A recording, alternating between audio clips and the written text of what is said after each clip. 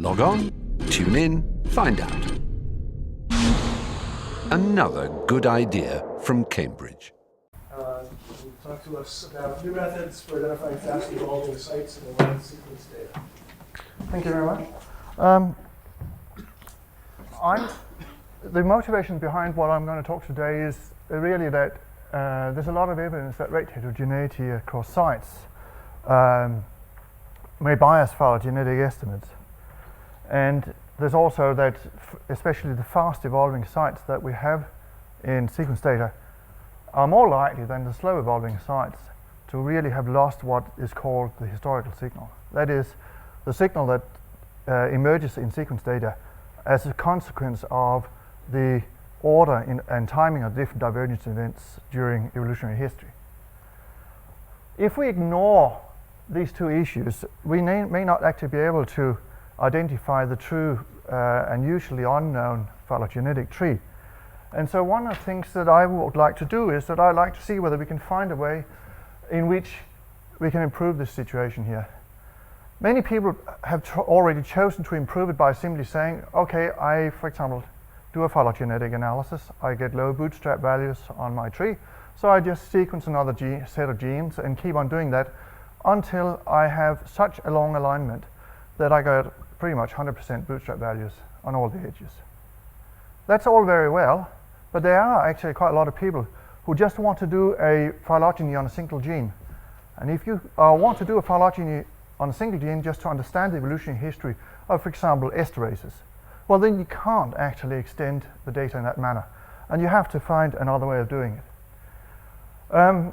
So the ways that are currently being used, this is interesting. One way of doing it is that people have modeled rate heterogeneity across sites, for example, using a gamma model, where they assume that some sites are invariable, or that they essentially identify fast evolving sites and then delete some of those sites before they do the phylogenetic analysis.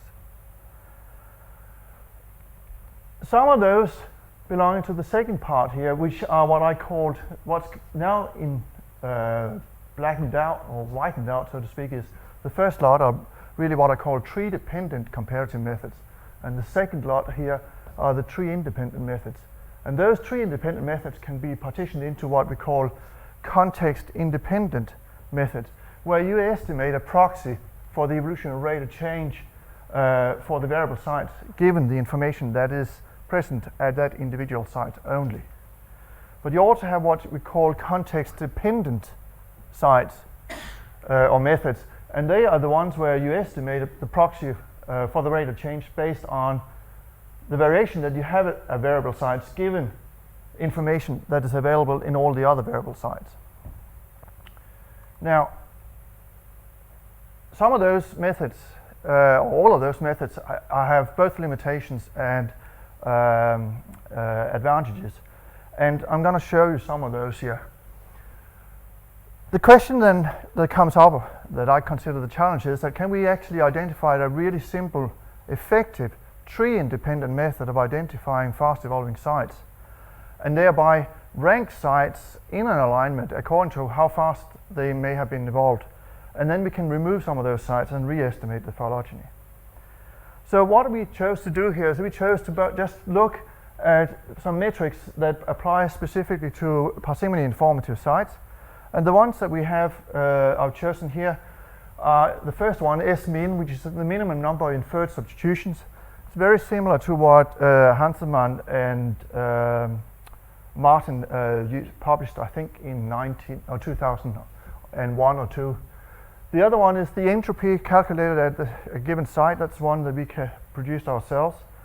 Then there's the observed variability that was published here very recently, 2010, Goromaikin et al. And then we have a couple of context-dependent metrics, namely CO and POC, where CO is the compatibility, the observed compatibility of a site, and the other one is the probability of that observed compatibility. I'm just going to briefly outline to you what those mean. So the S-mean is probably the most simple of them all. If you have a given site like this one here, you basically calculate the number of different amino acids you have, and then you subtract 1 from it. And that means that in this case we have 4 different amino acids, so the minimum number of third changes would have to be 3. It's very simple. It's the lower bound of how many changes must have occurred at that site. These are the boundaries, upper and lower. If the metric, the second metric we talk about, the entropy here, is one that's calculated as described above here, where n is the number of sequences, r is a vector of the frequency of unique characters, and t is a vector of the frequency of unique frequencies in the r vector. So if we look at Mississippi again here, well then this is the entropy we get here, and these are the bound values here. 0, lower bound, and the upper bound is specifically dependent on these values here, and it depends from data set to data set what that really is. The other one we have, the observed variability, is this one here coming out of Goramagan here.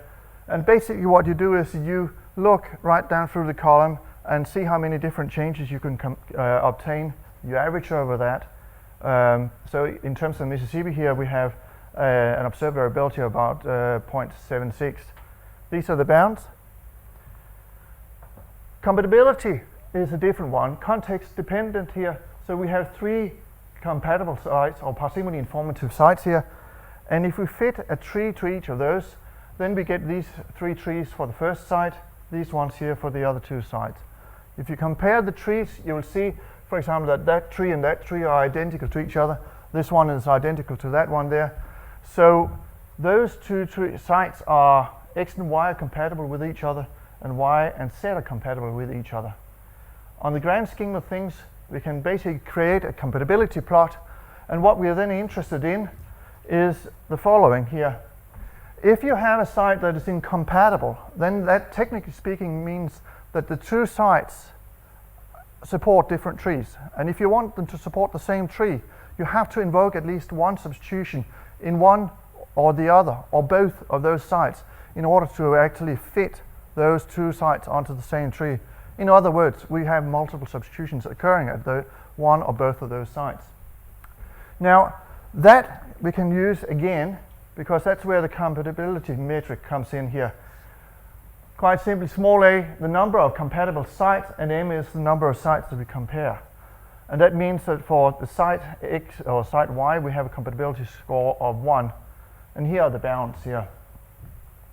Finally, the probability of the observed compatibility, which is very similar to what Pisani published in 2004, but has some differences as well. We have 2 metrics here, or 2 variables. One, the observed compatibility, which is technically speaking just the proportion of parsimony informative sites that a parsimony informative site is compatible with. And then you have CR, which is the compatibility score you get for that given site after you have randomized the nucleotides or amino acids or codons in that given site. Now the procedure we use in this regard here is that we randomize, first we calculate CO, and then we randomize the site X a number of times, and every time you randomize that site, you calculate the compatibility score. You do that a large number of times, and finally you basically determine what is the probability of observing the compatibility score that you actually have up here in the top. The bounds are 0 and 1, very simple. Now I'm going to show you how these work here with real data. And I chose a data set that I analyzed in the past together with Ross Kershaw. 495 amino acid sites, 3 mitochondrial genomes from a bunch of ants. I used a program that's called HOMO that I've written. It's a program that allows you to do match pairs test of symmetry. It's an approach that we use to determine whether the sequences can be assumed to have evolved under the same stationary, reversible, and homogeneous conditions. We used Shuffle, another program that we've written that produces the compatibility plot as well as these scores here for parsimony informative sites. We use these programs here to do phylogenetic analysis, and most importantly, we used the consistency of the alignment. That particular index, we define it as the average bootstrap value across the tree. And the reason why we choose this criteria here is that what you really want to do if you're going to remove any sites from your alignment, that is, you want to try and optimize the consistency of your alignment. That is, you want to increase the bootstrap values as much as you possibly can. If you have a tree and you have bootstrap values of 100%, then your consistency is 100% for the whole alignment. So, now the first thing we did as a preliminary data survey, is we did the match pairs test of symmetry. And we get these PP plots here where these are the expected p-values and these are the observed p-values. 136 dots plotted out in this manner here. None of the p-values, observed p-values were below 5%, and the dots fall more or less down along the diagonal. So the data here are consistent with evolution under time reversible conditions. That's good because then I feel more comfortable about it. We don't have strong evidence of model misspecification. Next we did the compatibility plot, and as you can see we have a lot of black pixels, implying that pretty much every single site is incompatible with most of the other sites. And finally we looked at the range of the scores for the 5 metrics we had, and those ranges are all quite large, which is really good because it indicates that we should be able to rank different sites in the alignment. And that's what we went ahead and did. The first experiment we did was that we basically ranked all the sites according to those 5 metrics, and then we removed 38 sites out of the alignment of 189 parsimony informed sites. That's about 20%. And then we inferred the phylogeny. First we inferred the phylogeny for the alignment with 189 sites, and we got the bootstrap values down along here. Those values here we sum up and divide with 14 to get the consistency of the alignment. That consistency is what corresponds to that line up there. Next, removed 38 sites, we chose them at random, and then we did the consistency of the alignment again. The consistency dropped, as we would expect, by about, I can't remember, 2 or 3%, which is quite nice.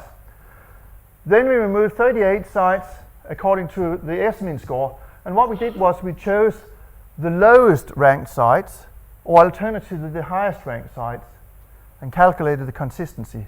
We did that not only for S-mean but also for the entropy, the observed variability, compatibility score, and the probability of the observed compatibility.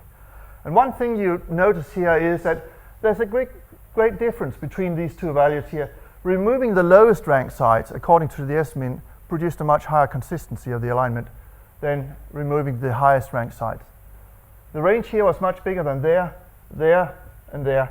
And here over, the probability of the observed compatibility was by far the most promising one, because clearly we could improve the alignment or the consistency of the alignment by removing the highest ranked sites according to the POC score. So that was the first really nice indication that we could do this here very effectively. However, that doesn't mean that the other metrics here don't work. It could be that I should have used 10% or 40% instead. So we went ahead and did the second experiment, again under parsimony, where we removed progressively large proportion of sites from the alignment. And doing so, what we found the following here. Here you have the consistency of the alignment, and here you have consistency, and here you have for each dot here, consistency of the alignment in relation to how many sites were removed. And what you see up here is again that the probability of the observed compatibility outperforms all the other 4 metrics. The observed variability just get up here and hit the same value that you would have had if you had not removed any sites at all. Compatibility also just performs quite well. Technically speaking, that means that the context-dependent methods are better than the context-independent methods at identifying sites that might be suitable for the phylogenetic analysis, that is, removing the fastest evolving sites. We looked a little bit more into the tree here. In this case here, this is the most parsimony, or the maximum parsimony tree, and here are the summary statistics here, where you can see the value of the compatibility of the alignment drops. And what you also can see here is that as you change the alignment, some of the edges that are present in this tree here suddenly disappear. So the top one up here, the absent edge is D for 10% here. So that means that that particular edge here disappears. The tree changes. The more sites you remove, the more edges disappear from this particular tree here, implying you actually get a totally different tree. So we repeated that experiment, but now we did it under maximum likelihood. And what we did was we again removed parsimony informative sites in very much the same manner here. And this is the result we get under those conditions here. Again, compatibility and a probability of the observed compatibility performs really well here. In fact, by removing 50% of the sites, we get an 8.6% improvement in the consistency of the alignment. That's actually quite nice, at least from my point of view. Looking at the maximum likelihood tree here that we got here, looking at the edges and comparing those to what we get in terms of edges that are disappearing, what we find is by removing 50% of the sites, it's only really edge N that disappears. That's this little short edge up here, grouping limetopum and technomyrmex together here. If you do the same thing for some of the other metrics, you will get up, in some cases, up to having 11 or 12 of those edges that are present in this tree here that have disappeared when you remove some of the sites. So clearly, from my point of view, the probability of the observed compatibility is a very, very promising metric that can be used to identify fast evolving sites. So let's look at the two trees, the most likely tree, before and after we removed sequences here, or removed sites. Those two trees are very similar. The only difference that we have, and now I need a stick, the only difference that we have is that up here, this edge here disappears, and so technically speaking, limetopum groups together with technomyrmex here, but over here it groups together with tapinoma. Looking at the bootstrap values is really revealing too. Here we have 92%, 90, a slight drop, 82, 93, 23, 38, 37, 67, 55, 69, and I can go on. What you essentially do is by identifying the fastest evolving sites, stripping them away for the data, redo the phylogenetic analysis, you can quite easily improve the bootstrap values for these data here. So, a couple of final observations here that I just want to show is, okay, what happens to the phylogenetic tree when we remove sites? In this case, I just chose to look at the tree length before we remove the sites and after. Clearly the tree becomes shorter. Let's look at the edge lengths. So what I did was that in this case here, I took the edge lengths from the two trees and then I scaled them according to these values here. So what you have here are scaled values in relation to the total tree length here. And what you can see is that the terminal edges here fall on both sides of this diagonal line here. And you also see that with respect to the eternal edges, but they have quite a bias towards moving them up here, implying that the internal edges do appear to become a little bit, relatively speaking, longer when you remove the fastest evolving sites. And that suggests to me that these very fast evolving sites that I have removed, in one way or the other, mask and interfere with our ability to especially identify what is the phylogeny at the basal part of the tree here. So, on that note, the conclusions here. One is that POC and CO really appear to provide some very promising metrics that we can, or appear to be promising metrics in terms of identifying fast evolving sites. POC outperforms CO, both in terms of both under maximum likelihood and maximum parsimony. In this case here, it turned out that we could comfortably remove 50% of the parsimony informative sites and actually still get better results. Clearly, that's not always going to be the case. It's data dependent. The removal of these parsimony informative sites really, according to POC, appear to be most promising from my point of view. But again, that might be data dependent. We have only really analyzed this data here. We are starting to analyze other data sets to see how general it is. So anyway, I'm going to thank you all for your time and just briefly remind you that some of the people involved in this here, Alex, Leo, Jess, and Nick, they were all third-year students who actually wrote Shuffle for me while I was in Sydney. Michael Lott has just rewritten Shuffle in MPI Open so it's parallelized, meaning that we can very, very quickly analyze very large data sets. Leon and I work very closely together. He's from University of Sydney on this project here as well. So, and that's me. Thanks a lot.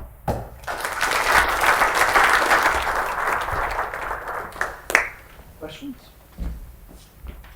Are the different criteria picking up the same sites? Or are they identifying different sites that are quickly evolving? That's a very good question. They're not. Some of them are. It turns out that the entropy and the observed variability appear to pick up very much the same sites. S-mean a little bit similar as, again, but nowhere as similar as the other two. Compatibility and observed compatibility somewhat similar too. I should perhaps just, as an addition to that, just say that one of the reasons why it appears that POC appears to perform so well is that we found, when we start going back and look at the alignment, we found that there were quite a few sites that appear to have very high compatibilities, but also high probability of that compatibility.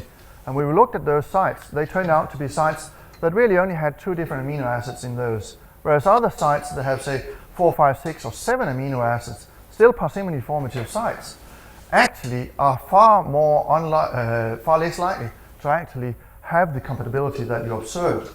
So using POC accounts for that fact that different sites may essentially only be allowed to evolve freely within a limited state space. So that relates to the cat model you and I talked about earlier on here today. Doesn't this remind us of clique analysis? I mean, aren't you finding that a set, you're throwing away the ones that disagree, and so your bootstraps will go up because you're finding the cliques that are more likely to agree? Yes, it is very similar to clique analysis, but what the clique analysis is doing is it's not considering in a probabilistic framework. No. So it's a better version of. But it suffers all the strengths and weaknesses of clique analysis. Yeah. Well, the one that I haven't actually analyzed data using that one, but the one that I had a look at paper-wise is one that only really consider 2-state spaces, 2-state sites, and that's not really applicable to this here. One more question, because we have to go to the poster session shortly. James? Hi Lars, nice talk collectively. I'm talking about something very similar tomorrow. But just 2 very short questions. Yeah. One is the POC, how does that relate to Lacane probabilities, so Walter Lacane's stuff? To which? Lacane probabilities, Walter Lacane. I have no idea. Okay, right. Is it 1969? I couldn't quite get the equation when it went past. But the other one was, I guess, more philosophical, and it's, again, something, bootstraps. When we remove sites that we think we don't like, okay, and so I've been working this thing as well. What do bootstraps mean then, afterwards? Well, from my point of view, the bootstrap is only really a metric of the consistency of alignment. And a lot of people who use use bootstrap analysis, the non-parametric bootstrap analysis, interpret the bootstrap scores incorrectly as far as I'm concerned. So I used the non-parametric bootstrap here to actually get an idea about how consistent the alignment is. What I haven't shown you yet, but what is going to be part of the study is that I will do a parametric bootstrap analysis here to see whether the fit between the data and the model and the tree improves when I remove some of the sites here. That's going to be, it has to be part of the study before I finish this one here. I think it will. Yeah. Thanks. All right. Thank you very much.